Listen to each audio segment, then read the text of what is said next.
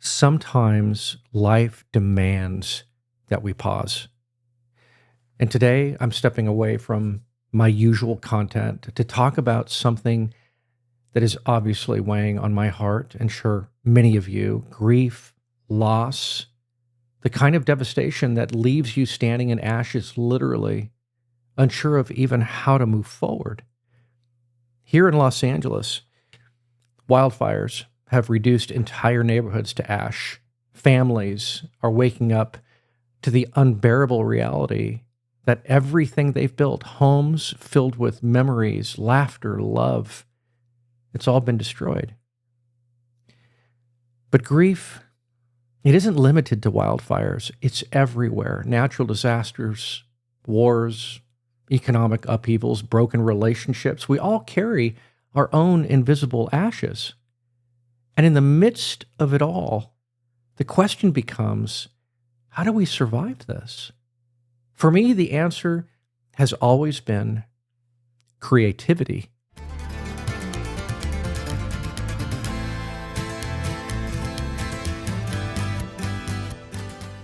So let's talk about how grief is universal. Grief takes many forms, right? It's not confined to wildfires, floods, or wars. It's the dream that didn't come true. It's the relationship that broke apart. It's the life that changed forever. Grief is universal, but it's also deeply personal. No two losses are the same, and yet we all know what it feels like to stand in the rubble of something that we once loved. Grief can feel like a fire, hot, consuming, unrelenting. It threatens to take everything, even the pieces of yourself you thought were indestructible. But what if I told you that there's a way to hold the fire without being consumed by it? So let's talk about creativity as a tool for survival. In my darkest moments, creativity became my lifeline. Journaling gave my emotions a place to land. Photography helped me see beauty in a world that felt broken. Writing turned my pain into something tangible, something I could work through. Creativity doesn't fix grief. It doesn't erase the pain. It doesn't rebuild what's been lost, but it does give us a way to hold it, to honor it, to move through it without being destroyed by it. Grief is fire. Creativity is water. It doesn't put out the flames entirely, but it cools them just enough to remind you, you can survive this. Now let's talk about facing the fire. The hardest part of grief is facing it head on. It's tempting to run. It's tempting to numb, to distract yourself from the pain. But the only way through grief is to be with it, to let it speak, to let it teach you. That's where creativity comes in. Creativity keeps you present. It's a tool for sitting with the fire, for letting the flames burn away what no longer serves you, while also finding the strength to rebuild. When you create, whether it's writing, it's painting, it's singing, it's photographing, you're not running from the ashes. You're working with them. You're transforming them into something new. Now let's talk about beauty in the ashes. Making this video is part of my own creative process. It's how I'm choosing to process the grief that I'm feeling right now, not just for the fires here in Pasadena, but for the losses that so many of you are carrying right now.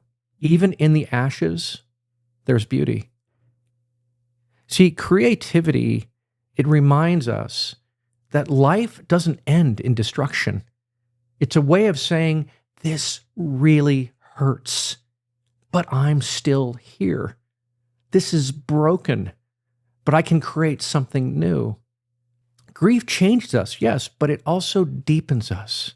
It makes us more compassionate, more resilient, and more alive. Now let's talk about an invitation to create.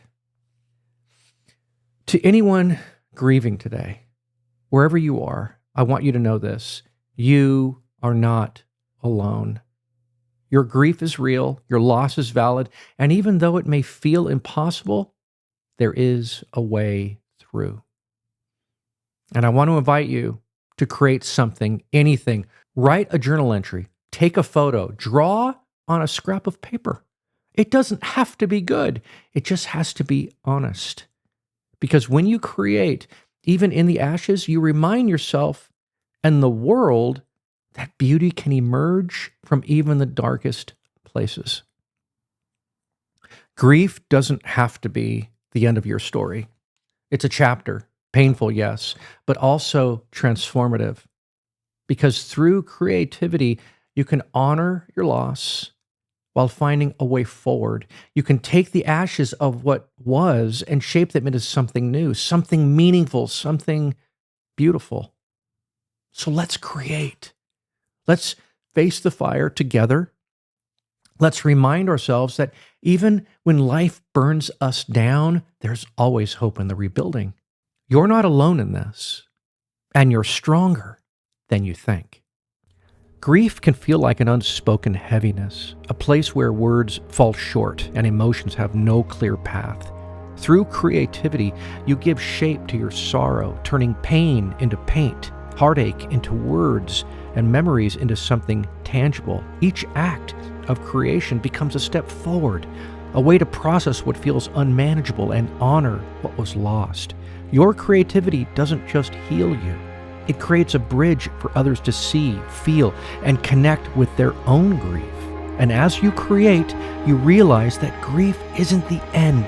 It's a canvas where love and loss can coexist, forming something deeply meaningful.